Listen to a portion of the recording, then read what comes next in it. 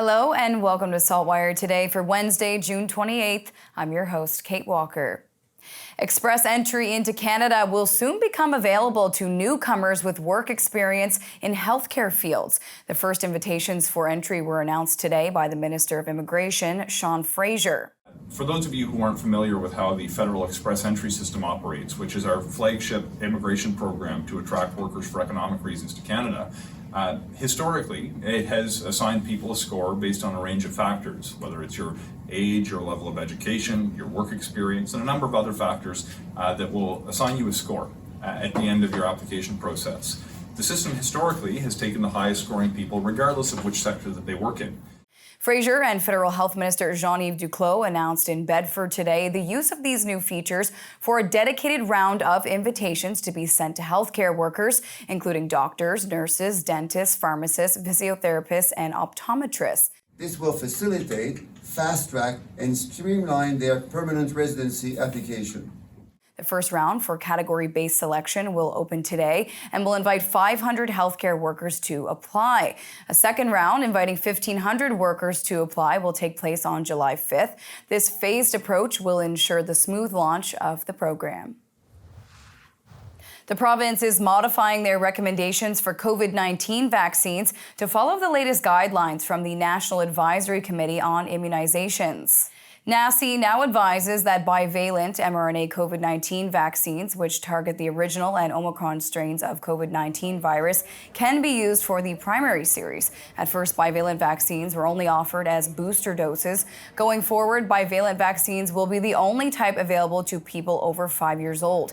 If a person started their primary vaccines with an original mRNA vaccine, a bivalent vaccine will be used to complete the series. For children 6 months to 4 years old, Moderna's bivalent mRNA vaccine will be offered for their primary series, but both Moderna's and Pfizer's original vaccines will continue to be available.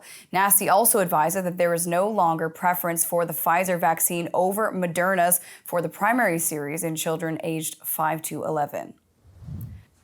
The province has established a standing committee to investigate deaths of people in custody of provincial correctional services. It's called the Deaths in Custody Review Committee, and it will examine facts and circumstances leading to deaths and make recommendations to the Justice Minister to help prevent future deaths. Those recommendations will then be made public, although those who have died will not be identified. This committee comes after several calls, most recently from Mi'kmaq residents who lost relatives in prison.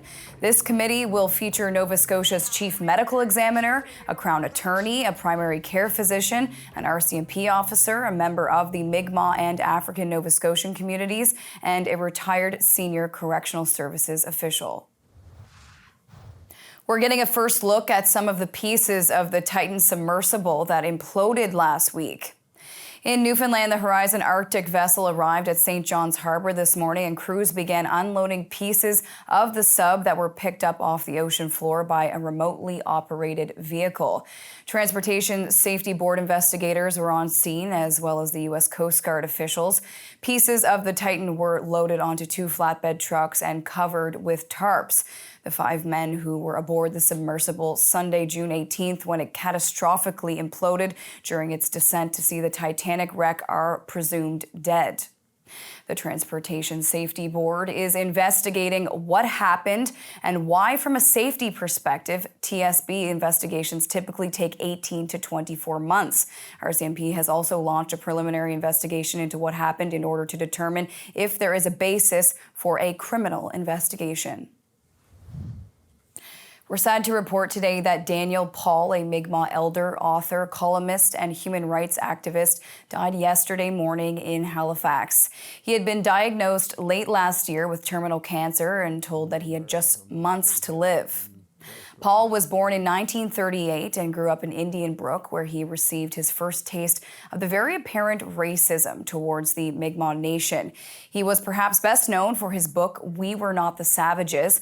Paul told SaltWire in a recent interview that one of his proudest moments was the role he played in the removal of the Cornwallis statue from a Halifax park. He received the Order of Canada and Order of Nova Scotia and was the recipient of many honorary degrees. The Royal Nova Scotia International Tattoo returns this weekend in Halifax.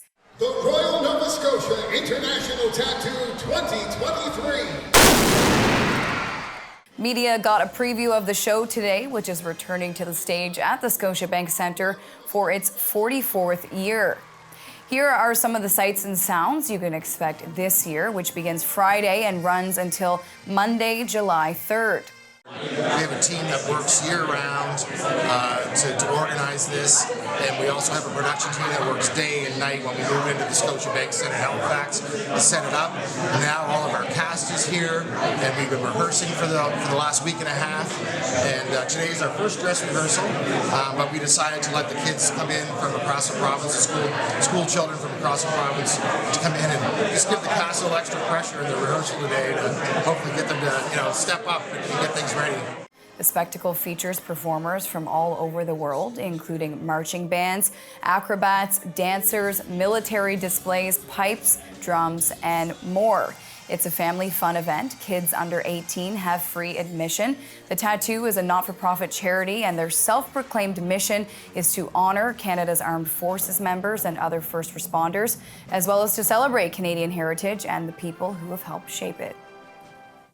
On to weather now. To see what's coming up in the forecast, we're going to check in now with our weather specialist, Allister Aalders.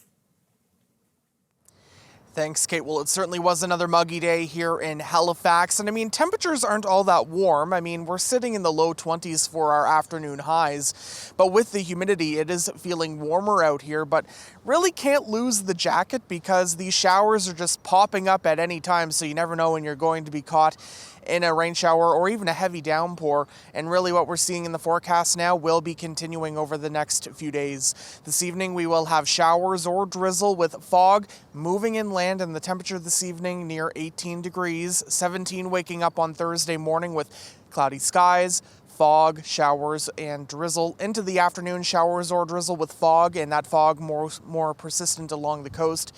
With a high tomorrow of 20 degrees, really, this is the same temperature range I presented to you last night.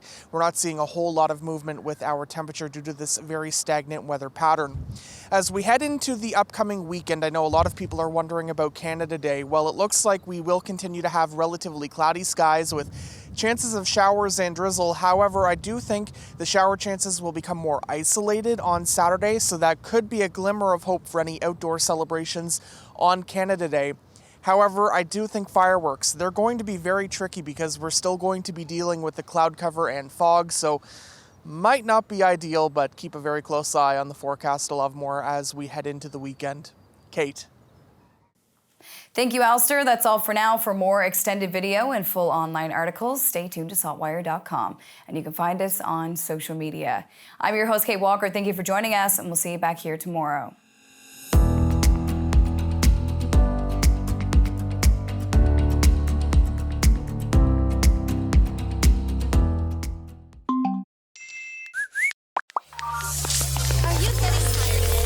Turn off the noise.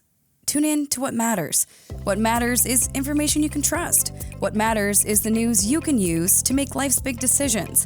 Informed healthcare choices, casting the smart vote, or opening that business. What matters is understanding the world around you. Let SaltWire connect you to what matters with unlimited access to the information you need for only $20 for the first year. Become a member today.